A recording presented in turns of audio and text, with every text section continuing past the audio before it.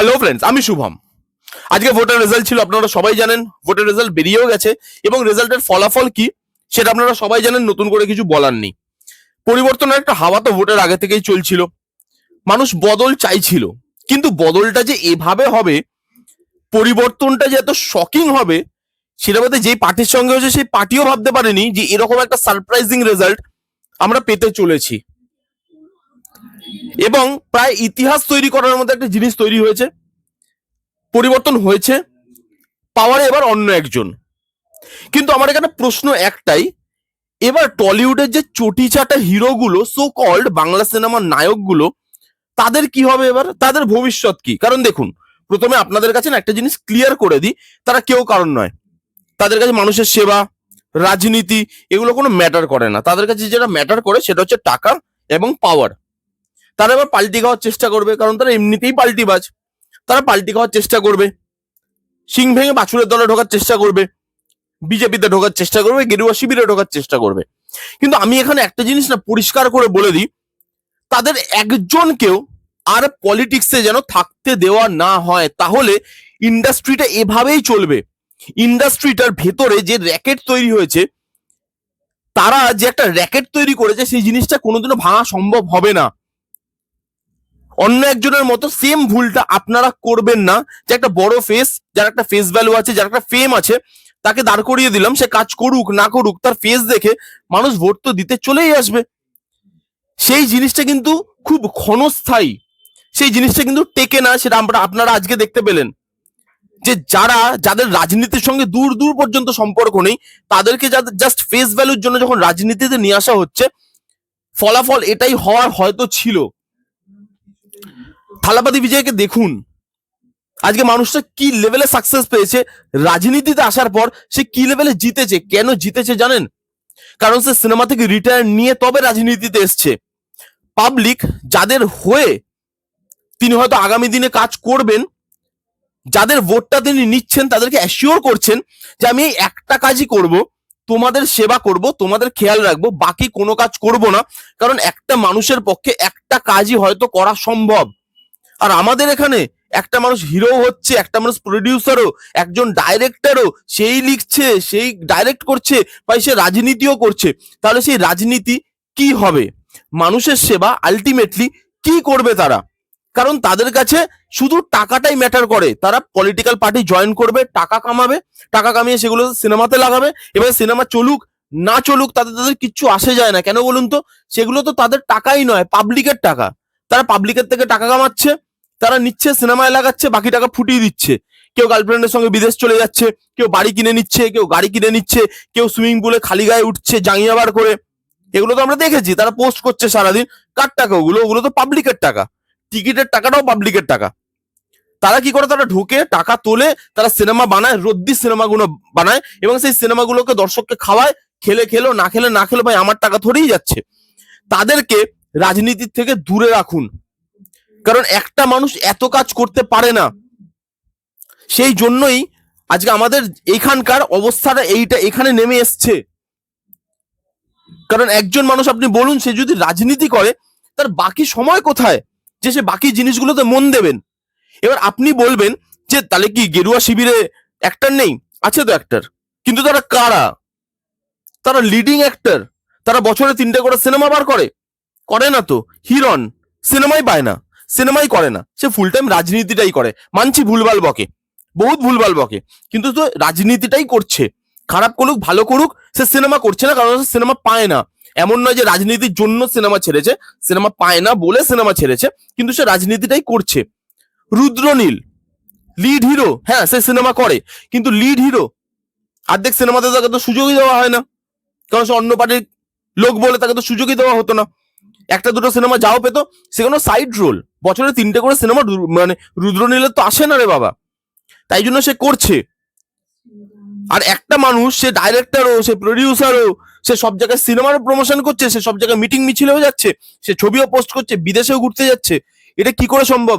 মানে সেই লোকগুলো তো আমাদের এখানকার রিভিউয়ারদের মতো ভাই, জবও করে, দিনে 10টা করে রিভিউও আনে, আপডেটও নিয়ে আসছে, তারা আবার ইন্ডাস্ট্রি ইনসাইডারও হয়ে যাচ্ছে, তারা আবার সবকিছু করছে ইন্ডাস্ট্রির ভেতরে কাজকর্ম, দিনে 24 ঘন্টার মধ্যে তারা দশভুজার মতো কাজ করছে।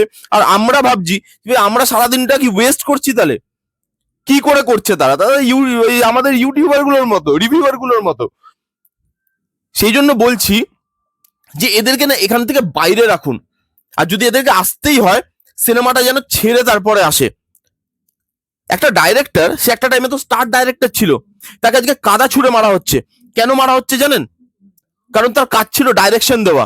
সে যখন পলিটিক্সে এসছে, তার তো পলিটিক্সের সঙ্গে দূর দূর পর্যন্ত কোনো সম্পর্ক নেই। সে তো পলিটিক্সটা শিখে বা পড়ে আসছে না, সে ডাইরেকশনটা জানে, সে ডাইরেকশনটা করতো। কিন্তু যখন দেখলো যে ভাই পার্টি না করলে, পলিটিক্স না করলে আমি বাড়তি সুযোগ সুবিধাগুলো তো পাবো না, টাকাটা তো পাবো না, প্রাইম শো টাইম গুলো পাবো না, বড় হলগুলো পাবো না, ছোট সিনেমাগুলো মরছে, মরতে দাও, কম বাজেটের সিনেমাগুলো মরছে, মরতে দাও, আমার কি যায় আসে? আমাকে বড় সিনেমা বানাতে হলে, বড় প্রাইম টাইম পেতে হলে, অডিয়েন্সটাকে পুল করতে হলে আমাকে রাজনীতিটা করতে হবে, কারণ এটাই নিয়ম হয়ে গেছিল এবং সে সেই জন্য করছে। কিন্তু সে রাজনীতির আগামাথা কিচ্ছু বোঝে না। তাকে আজকে কিভাবে হেনস্থা করা হচ্ছে রাস্তার মাঝখানে, এবং এদের লজ্জাও হবে না। এরা আবার দল চেঞ্জ করবে, এরা আবার যাবে অন্য দলে, অন্য দলে গিয়ে হাত পা জুড়বে, ভাই আমাকে নাও, কারণ আমার তো এক্সট্রা যে ইনকাম সেটা তো বন্ধ হয়ে গেল। কারণ পার্টি পলিটিক্স করাটা এই অ্যাক্টর গুলোর এক্সট্রা ইনকাম, এখান থেকেই তারা ফান্ড পায় সিনেমা বানানোর জন্য। সেগুলো আপনারা সবই জানেন, আমি ডিপে ঢুকছি না। এরা আবার যাবে। কিন্তু একটা ডাইরেক্টর, একটা অ্যাক্টর, তার সিনেমার কোয়ালিটি দেখুন কেন হচ্ছে, কারণ সে 10টা কাজ ধরে আছে। তো আজকে কেউ বলে বিপ্লবী, কেউ বলে ডাকাত। এই সিনেমাটা নিয়ে আমরা সবাই অ্যাজিউম করছিলাম যে সিনেমাটাতে ডেটটা চেঞ্জ হয়েছে। সেটা কেন হয়েছে? অনেকে বলছিল রাজনীতির প্রেসারের জন্য, রাজনৈতিক দলের প্রেসারের জন্য হয়েছে, আবার অনেকে বলছিল যে এমনি হয়তো হয়েছে। কিন্তু আজকে জিনিসটা তো স্পষ্ট হয়ে গেল জিদ্দার ইনস্টাগ্রাম পোস্টার পর যে হ্যাঁ রাজনীতিক প্রেসারের জন্যই তাকে ডেটটা চেঞ্জ করতে হয়েছে। যেই জিদ্দা কোথাও কোনোদিন কথা বলে না, কোনো উল্টোপাল্টা জিনিস নিয়ে পোস্ট করে না, সে আজকে এত বড় একটা ইস্যু, সে মন খুলে কংগ্রাচুলেট করলো গেরুয়া শিবিরকে ইনস্টাগ্রাম পোস্টে। আপনারা জান, বিশ্বাস না হলে দেখে নিন যে কংগ্রাচুলেশন, তোমরা এসছো, এবার আশা করি সিস্টেমেটিক ভাবে কাজকর্ম হবে। তার মানে রাজনৈতিক প্রেসারে তার সিনেমাকে বহুদিন ধরে কোণঠাসা করা হচ্ছে। সে বলতে পারছিল না, বাট আজকে সে বলতে পারছে। একটা সিনেমা সে পেছাবে কি পেছাবে না সেটা তার ইচ্ছে, সে এগোবে কি এগোবে না তার ইচ্ছে, সে করতে পারে। যে ভাই আজকে আমার ভিএফএক্স এর প্রবলেম, আজকে আমার মনে হচ্ছে একটা বড় সিনেমা আসছে, আমি আমার সিনেমা নিজের ইচ্ছা মতো পিছাবো বা এগোবো, সেটা আমার অধিকার। কিন্তু পলিটিক্যাল প্রেসারে একটা সিনেমাকে কেন বন্ধ করা হবে? পলিটিক্যাল প্রেসার দিয়ে যে কোনো একটা লোক বা কোনো একটা নায়ক তোমার পার্টিতে কাজ করে, সেই জন্য সে সব সুযোগ সুবিধাগুলো পাবে, বাকিরা কেউ পাবে না। তোমার পার্টি করলে তবে সুযোগ পাওয়া যাবে, বাকিদের কাছে সুযোগ দেওয়া হবে না। তো সেই জন্য তার সিনেমা পেছাবে, তার সিনেমা এগোবে। রাজনৈতিক চাপে কেন এগোবে? রাজনীতির প্রেশার সিনেমাতে কেন পড়বে? তার ছাপ সিনেমাতে কেন পড়বে? কোথায় আগে তো পড়তো না? আগে তো অ্যাক্টর অ্যাক্ট্রেসদেরকে পলিটিক্স জয়েন করতে হতো না সেরকম ভাবে। তার ফেমটাকে বজায় রাখার জন্য, বা সিনেমা হিট করানোর জন্য, বা হলে সিনেমা নিয়ে আসার জন্য, বা সিনেমাটাকে স্মুথ ভাবে হলে রান করানোর জন্য, প্রাইম শো গুলো পাওয়ার জন্য তাদেরকে তো রাজনীতি সেখানে ঢুকতে হতো না। আজকে কেন হচ্ছে? কারণ ইন্ডাস্ট্রির ভেতরে একটা র্যাকেট চালু হয়েছে। ইন্ডাস্ট্রির ভেতরে তার একটা সার্কেল চালু করেছে, ঠিক আছে? যেখানে এই মাথাগুলো থাকে, এরা ডিসাইড করে বাকি সিনেমাদেরকে কোথায় চাপবো, বাকি সিনেমাদেরকে কিভাবে ম্যানুপুলেট করব, আমাদেরটা কি করে উপরে রাখবো, প্রাইম টাইম গুলো কি করে পাবো, এগুলো তারা ওখান থেকে ম্যানুপুলেট করে। তাদের একটা ওই কিটি পার্টিদের সার্কেল হয় না, তো এদের একটা এরকম সার্কেল আছে। সেই সার্কেলটাকে ভাঙতে হবে, ওই মৌচাকে ঢিলটা মারতে হবে, তবে গিয়ে যদি বাংলা সিনেমার হাল ফেরে। দেখুন দেশ, মানে দেশ রাজ্য সেটা অনেক বড় ব্যাপার। ছোট একটা ইন্ডাস্ট্রি, সেটার হাল ফেরাতে গেলে আপনাকে বড় পদক্ষেপটা নিতে হবে। যারা এবার পাল্টিবাজি করে উল্টো দিকে যেতে চাইবে তাদেরকে আপনারা জায়গা দেবেন না। যারা আছে আপনাদের কাছে, তারা রয়েছে, তারা থাক। কিন্তু নতুন করে কাউকে ঢোকানো, ফেস ভ্যালু আছে, চলে আসো ভাই, যেটা আগের জন করেছে এবং তার পরিণতি আপনারা দেখতে পাচ্ছেন। কাউকে রীতিমতো খুঁজে পাওয়া যাচ্ছে না। এটা করলে আরো বাংলা সিনেমা অধঃপতনে চলে যাবে। তারা আবার একটা র্যাকেট তৈরি করবে, হয়তো লোক অন্য হবে, মাথা অন্য হবে, কিন্তু র্যাকেট আবার তৈরি হবে, আবার সেখানে ম্যানিপুলেট করা হবে, আবার ছোট সিনেমাকে মারা হবে, আবার কম বাজেটের সিনেমা তারা জায়গা পাবে না। তারা ইনস্টাগ্রামে পোস্ট করবে আমরা তো জায়গা পাচ্ছি না, জায়গা পাচ্ছি না। তাহলে পরিবর্তনে কি হলো? আমরা তো কিছুই করতে পারছি না। যাদের কাজ রাইটিং করা তারা লিখুক, যাদের কাজ অভিনয় করা তারা করুক, যাদের কাজ ডাইরেকশন দেওয়া তারা দিক, যারা নেতা তারাই শুধু রাজনীতি করুক, যাদের রাজনীতির সেন্স আছে, যারা রাজনীতি করবে বলেই রাজনীতিতে এসছে তারা করুক রাজনীতি। অ্যাক্টর, ডাইরেক্টর, রাইটার, প্রডিউসার কখনো কোথাও সুযোগ পাচ্ছে না, একটাই সুযোগ আছে, রাজনীতি করো, সুযোগ পেয়ে যাব আমি। সেই জিনিসটা ভাঙতে হবে, সেই বাবেলটা যে তৈরি হয়েছে সেটাকে ভাঙতে হবে, যে রাজনীতি করলেই তুমি যে সিনেমা করছো সেখানে যে তোমাকে আমি খুব সুযোগ সুবিধা দিয়ে দেবো তা নয়। আর এগুলোকে চান্স দেবেন না, এগুলো কারণ নয়। বাজে সিনেমা দেখিয়ে পাবলিকের টাকা নষ্ট করে, বাজে সিনেমা দেখিয়ে পাবলিকের সময় নষ্ট করে, এরা পাবলিককে আশা দেয়, ভরসা দেয়, তারপরে দিনের পর দিন নিজেদের লাইফস্টাইল, নিজেদের ফ্যামিলি, নিজেদের ক্যারিয়ার, নিজেদের যে লাইফ সেই লাইফে ফোকাস করে, পাবলিকের লাইফ ভাড়মে যাক।